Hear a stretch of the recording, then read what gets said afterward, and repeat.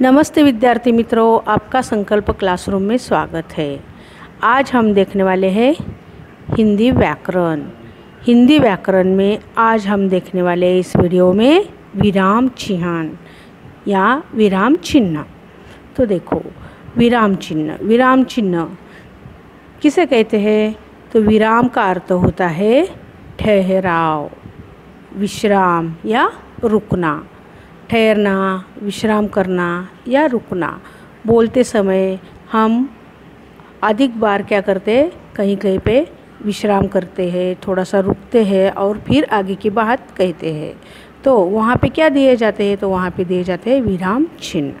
तो देखो आगे अर्थात और इसका मतलब देखो, वाक्य लिखते समय विराम को प्रकट करने के लिए लगाए जाने वाले चिन्ह को विराम चिन्ह कहते हैं। चिन्ह हिंदी में उसे क्या कहते हैं? चिन्ह, लेकिन हम यहाँ पे चिन्ह ही लेंगे। तो देखो, अर्थात वाक्य लिखते समय विराम को प्रकट करने के लिए लगाए जाने वाले चिन्ह को विराम चिन्ह कहते हैं। तो ये विराम चिन्ह कितने हैं? यहाँ पे हम कितने देखने वाले इस वीडियो में? विराम चिन्ह हम 9 विराम चिन्ह इस वीडियो में देखने वाले हैं। उसकी जानकारी अभी हम लेते हैं। तो देखो, पहला कौन सा है? पहला विराम चिन्ह आता है अल्प विराम यानी कॉमा। दूसरा आता है अर्ध विराम। तीसरा आता है पूर्ण विराम यानी फुल स्टॉप। चौथा आता है उपविराम। पांचवा आता है विस्मयादि बोधक यानी एक्सक्लेमेशन मार्क्स। छठा आता है प्रश्नवाचक चिन्ह यानी क्वेश्चन मार्क। सातवां आता है कोष्टक यानी ब्रैकेट। आठवां आता है योजक चिन्ह और नौवां आता है अवतरण चिन्ह। यहाँ पे इन्वर्टेड कॉमा इसे कहते हैं अवतरण चिन्ह या उद्धरण चिन्ह, इन्वर्टेड कॉमा। तो चलो देखो, स्टार्ट करते हम पहले विराम चिन्ह से। वो है पहला अल्प विराम यानी कॉमा।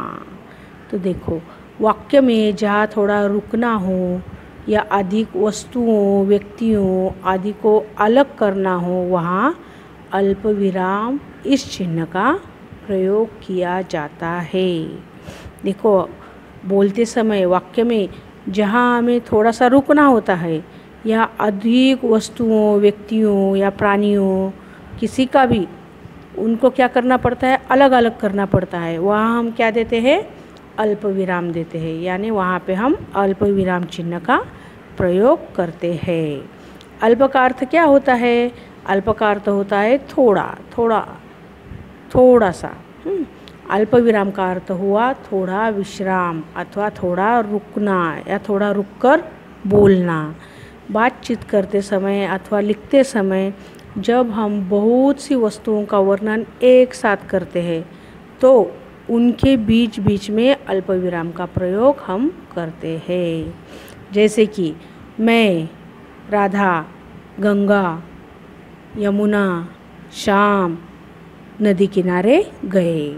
अभी देखो, यहाँ पे मैं के बाद आता है अल्प विराम, राधा के बाद आता है अल्प विराम, ऐसा। अभी देखो, अल्प विराम के कुछ हम यहाँ पे उदाहरण देखते हैं। क्या है अल्प विराम के उदाहरण? तो पहला उदाहरण आता है भारत में। देखो, भारत में गेहूँ, चना, बाजरा, मक्का आदि बहुत सी फसलें उगाई जाती है। तो देखो, अभी भारत में गेहूँ के बाद क्या दिया? यहाँ पे अल्प विराम। चना के बाद अल्प विराम, बाजरा के बाद अल्प विराम, यानी एक साथ बहुत सारे नाम यहाँ पे आए हैं फसल के, भारत में उगाए जाने वाले। तो वहाँ पे बोलते समय हम क्या करते हैं? थोड़ा रुकते हैं और वहाँ पे क्या देते हैं? हम अल्प विराम का चिन्ह देते हैं। जैसे कि भारत में गेहूँ, चना, बाजरा, मक्का आदि बहुत से फसलें उगाई जाती है। आगे का देखो उदाहरण अभी अल्प विराम का। नेताजी सुभाष चंद्र बोस ने कहा, तुम मुझे खून दो, मैं तुम्हें आज़ादी दूंगा। नेताजी सुभाष चंद्र बोस ने क्या कहा? कि तुम मुझे खून दो, मैं तुम्हें आज़ादी दूंगा। अभी तुम मुझे खून दो ये हो गया एक वाक्य और मैं तुम्हें आज़ादी दूंगा ये हो गया दूसरा वाक्य। दोनों वाक्यों को देखो दोनों वाक्यों के बीच में क्या है, यहाँ पे अल्पविराम चिन्ह है। आ गया समझ में। अभी तीसरा उदाहरण देखो अल्पविराम चिन्ह का। रमेश, क्या कहता है रमेश? केशव, क्या तुम कल जा रहे हो? केशव के बाद क्या है, यहाँ पे अल्पविराम है। रमेश किससे कह रहा है? केशव से। केशव, क्या तुम कल जा रहे हो? अभी आगे देखो केशव क्या बोलता है रमेश से। नहीं, नहीं के बाद भी यहाँ पे क्या है, अल्पविराम है। मैं परसों जा रहा हूँ। देखो अभी नहीं के बाद भी क्या है, यहाँ पे अल्पविराम का चिन्ह दिया है। तो नेक्स्ट आता है अर्धविराम। अर्धविराम जहाँ अल्पविराम से कुछ अधिक ठहरते हैं तथा पूर्ण विराम से कम ठहरते हैं, वहाँ अर्धविराम का चिन्ह लगाया जाता है। चिन्ह या चिन्ह। हाँ, जहाँ अल्पविराम से कुछ अधिक ठहरते हैं और पूर्ण विराम से कम ठहरते हैं, वहाँ अर्धविराम का चिन्ह लगाया जाता है। देखो अभी यदि एक वाक्य या वाक्यांश के साथ दूसरे वाक्य या वाक्यांश का संबंध बताना होता है तो वहाँ अर्धविराम का प्रयोग हम करते हैं, यानी वहाँ पर हम अर्धविराम का प्रयोग होता है। इस प्रकार के वाक्यों में वाक्यांश दूसरे से अलग होते हुए भी दोनों का कुछ न कुछ संबंध रहता है, यानी दो जो वाक्य हम बोलते हैं वो एक दूसरे के ऊपर क्या होते हैं, डिपेंड रहते हैं। वहाँ पे हम अर्धविराम का चिन्ह लगाते हैं। देखो अभी इसका उदाहरण देखते हैं हम अर्धविराम का। वह एक धूर्त आदमी है, ऐसा उसके मित्र भी मानते हैं। देखो अभी वह एक धूर्त आदमी है, ऐसा उसके मित्र भी मानते हैं। यहाँ पे देखो दो वाक्य है, वहाँ पे क्या है, अर्धविराम है। आगे का देखो, यह घड़ी ज़्यादा दिनों तक नहीं चलेगी, यह बहुत सस्ती है। देखो एक वाक्य दूसरे वाक्य के ऊपर डिपेंड है।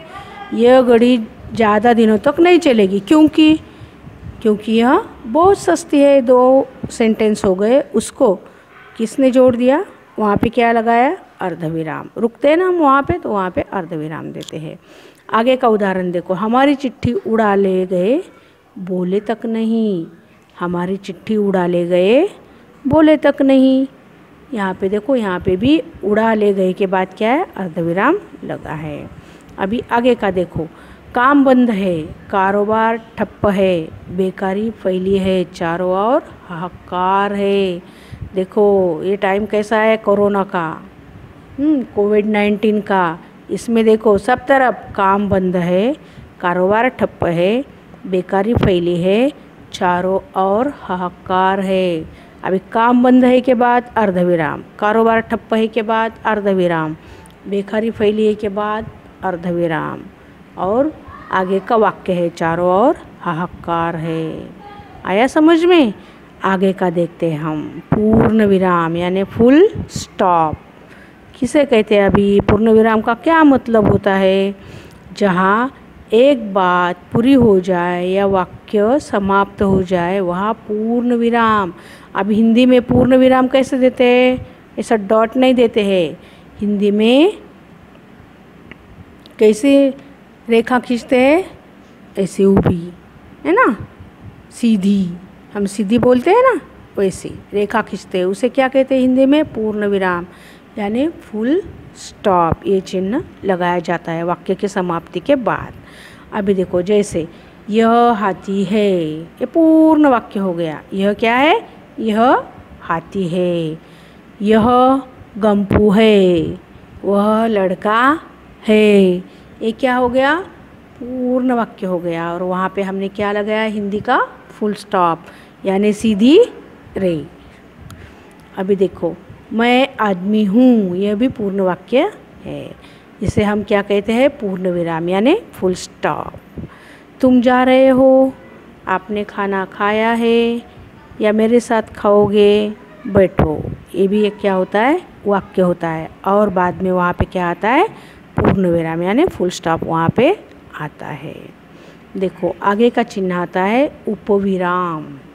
उपविराम अभी देखो कहाँ उपयोग किया जाता है इस चिन्ह का, जहाँ वाक्य पूरा नहीं होता बल्कि किसी वस्तु अथवा विषय के बारे में बताया जाता है वहाँ अपूर्ण विराम या उपविराम चिन्ह का प्रयोग किया जाता है। देखो अभी हम जो वाक्य बोलते हैं वो कहीं पूरा नहीं होता, या किसी के बारे में हम बोलते हैं, बताया जाता है किसी के बारे में, तो वहाँ पे हम कौन सी चिन्ह का उपयोग करते हैं? वहाँ पे हम अपूर्ण विराम चिन्ह का प्रयोग करते हैं, या अपूर्ण विराम चिन्ह का प्रयोग वहाँ पे किया जाता है।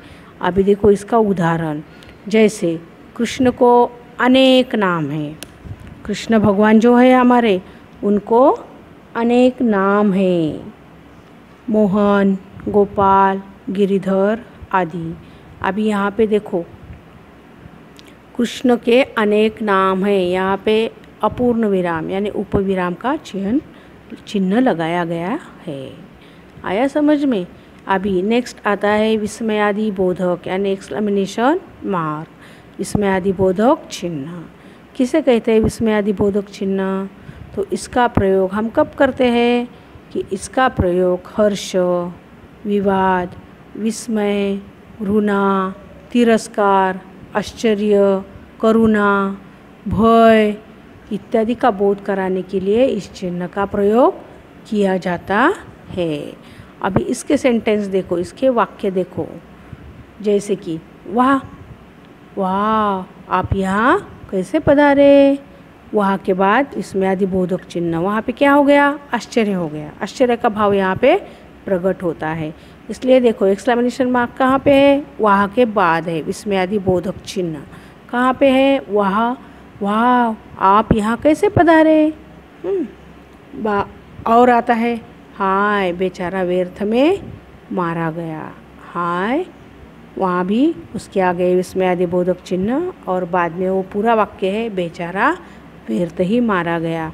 विस्मयादि बोधक चिन्ह हम हमारे मन के भाव अचानक जब प्रकट करते हैं तब उसके सामने लगाया जाता है। बाप रे बहुत बड़ा क्या है? बाघ, या बहुत बड़ा सांप, अरे रे बहुत बुरा हुआ। ये क्या है? हमारे मन के भाव है। हर्ष है, उसमें विस्मय है, घृणा है, आश्चर्य, करुणा है, भय है। ये जब हमारे मन के भाव हम प्रकट करते हैं तब कौन से चिन्ह का उपयोग होता है? वहाँ पे विस्मयादि बोधक चिन्ह का उपयोग हम करते हैं। अभी देखो नेक्स्ट अगला आता है प्रश्नवाचक चिन्ह। प्रश्नवाचक चिन्ह देखो, अभी बातचीत के दौरान जब किसी से कोई बात पूछी जाती है अथवा कोई प्रश्न पूछा जाता है तब वाक्य के अंत में प्रश्न सूचक चिन्ह का प्रयोग किया जाता है, यानी क्वेश्चन मार्क। जब हम बातचीत करते हैं या किसी को कुछ पूछते हैं, प्रश्न पूछते हैं, तब वाक्य के अंत में प्रश्न सूचक चिन्ह का प्रयोग हम करते हैं। तो इसके उदाहरण देखो, जैसे कि तुम कहाँ जा रहे हो, ये हो गया पूरा सेंटेंस, और उसके लास्ट में क्या है? यहाँ पे पूर्ण विराम है क्या? नहीं। तो तुम कहाँ जा रहे हो, यहाँ पे है क्वेश्चन मार्क यानी प्रश्नवाचक चिन्ह। वहाँ क्या रखा है? तुम किसके भाई हो? ये जो हम वाक्य बोलते हैं सेंटेंस, तो उसके लास्ट में क्या रहता है? प्रश्नार्थक चिन्ह रहता है यानी क्वेश्चन मार्क रहता है। इतनी सुबह सुबह तुम कहाँ चल दिए? इतनी सुबह सुबह तुम कहाँ चल दिए? आज मैच किसने जीती?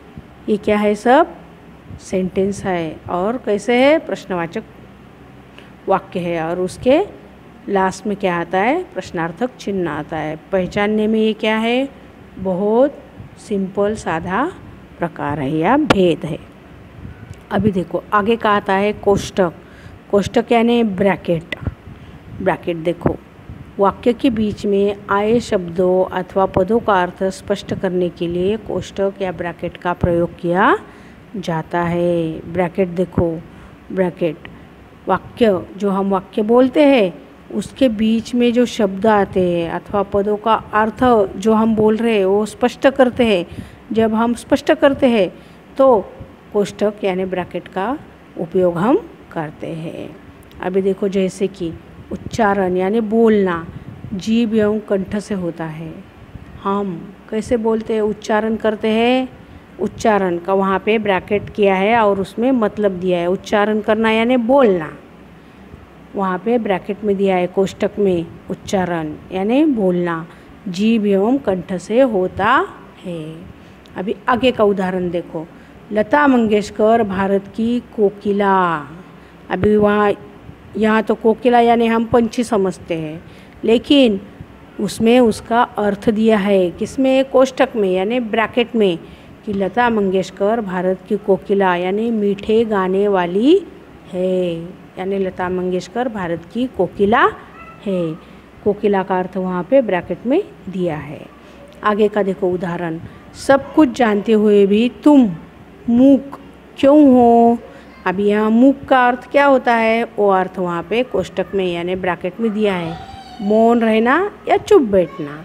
सब कुछ जानते हुए भी तुम मौन, मूक और चुप क्यों हो। यहाँ मौन और चुप ब्रैकेट में अर्थ दिया है मूक का। आया समझ में। आगे का आता है देखो, योजक चिन्ह।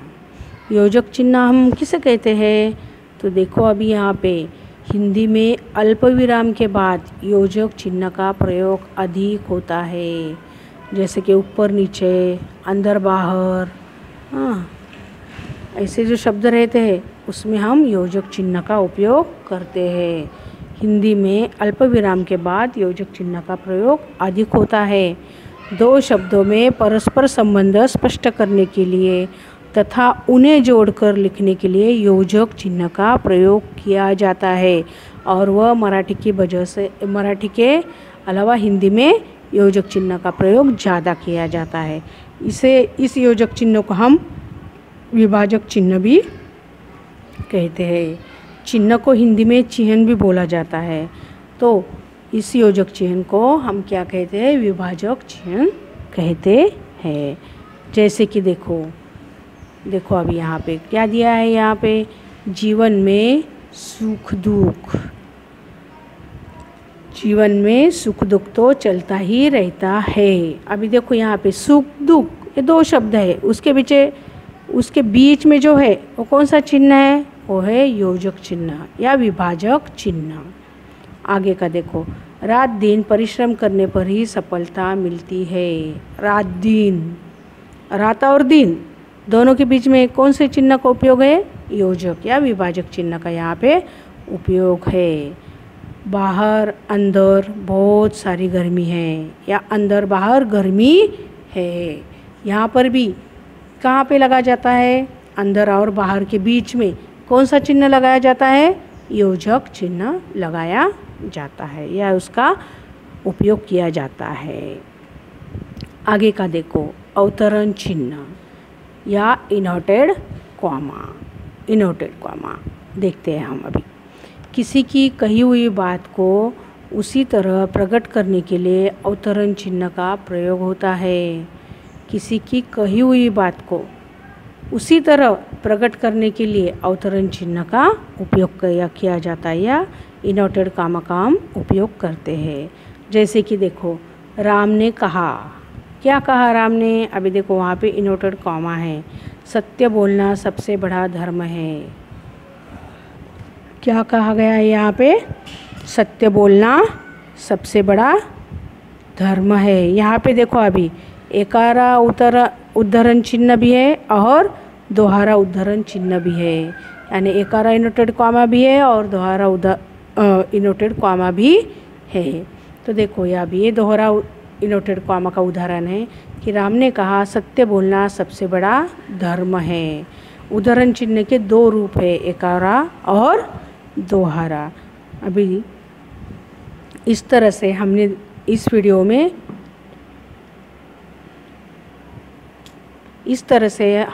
वीडियो में विराम चिन्हों का उपयोग किया है। आपको अगर कुछ पूछना है तो आप हमारे वेबसाइट को भेंट दे सकते हैं या हमें ईमेल भी कर सकते हैं। वीडियो देखने के लिए धन्यवाद।